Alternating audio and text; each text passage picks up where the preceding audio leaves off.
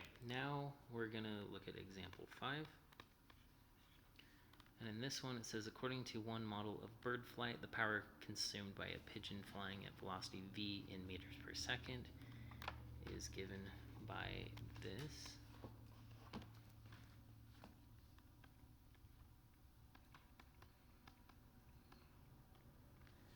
And that's in joules per second.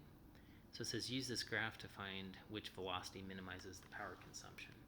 So really all this is asking, it's asking us to graph it. So we're going to say 17, and that v we're just going to treat like an x.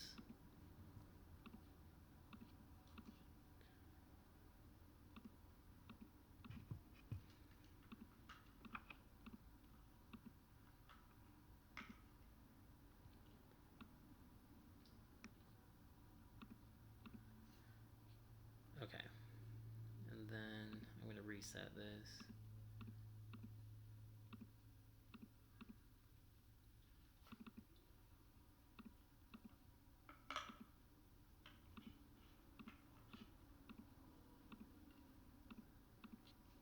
And graph it.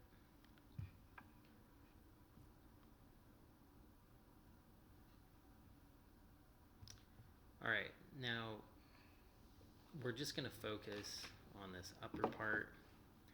So let's zoom in, maybe we want to see like where this minimum could be occurring. So let's try, like, we need to see if it's going down and then up. So my guess is if it's happening like right here. So I'm going to say like maybe 7 to 10 on the x-axis, and then we only care about maybe 0 to 5 on the y. Okay, so 7 to 10,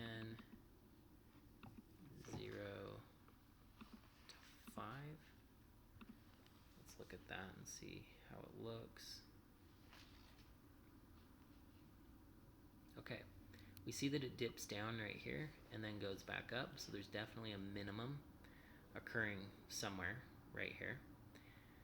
So we could play with the y-axis. Maybe let's do that. So like, what is it? 0, 1, 2, 3, 4, 5. So maybe 2 to 4, and then we can see it a little bit better.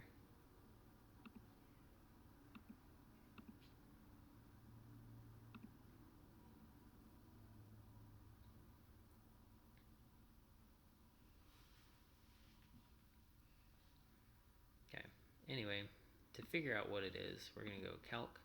This time we're calculating a minimum. It's going to ask us to click to the left of the minimum, so just make sure you're well to the left. And then go all the way to the right.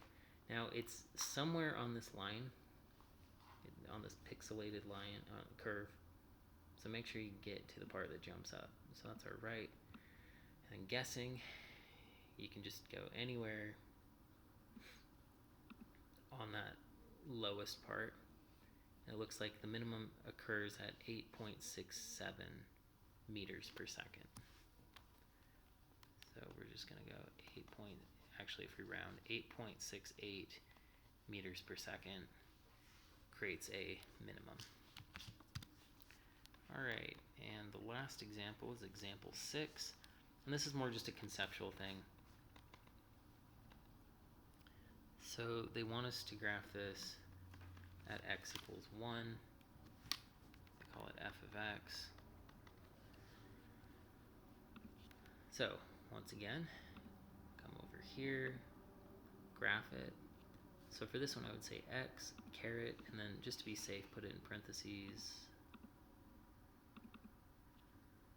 and then change your window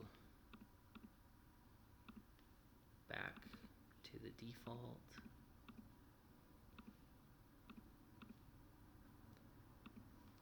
And graph it.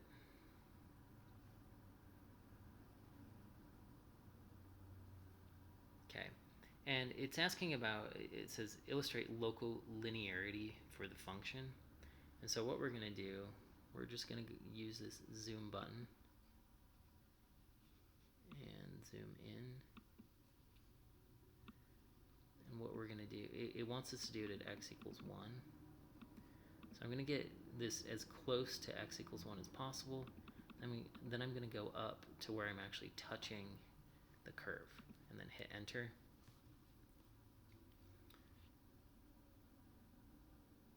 So the point of this local linearity is showing that if we zoom in enough, that it's going to look linear. So we're going to zoom in again. Once again, I'm going to get this as close to x equals 1 as possible, and then try to be on the curve. And if you just do this enough, it's going to look like it's a straight line. So we're going to do it maybe 2 more times, and then call it good. So once again, get as close to 1 as possible, get right on the curve.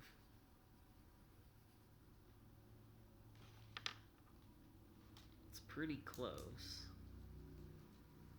I'm going to do it 1, maybe 2 more times, we'll see.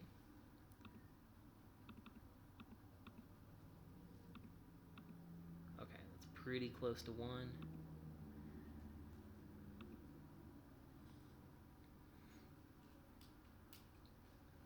It's really detailed now, that's why it takes so long to graph. Still not quite a straight line, so I'm going to do it again.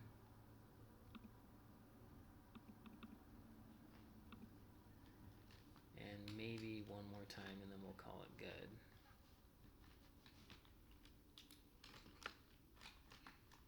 You could also pick a window that's just like really, really close to,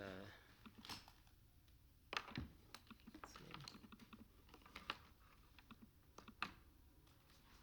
Alright, we'll just do it 1 more time. But for example, if you look at the last graph in your book, they chose a window that goes from 0.95 to 1.05 on the x and the y axis, and that would work as well. If you have additional questions, please come to MathLab. Until then, calculator.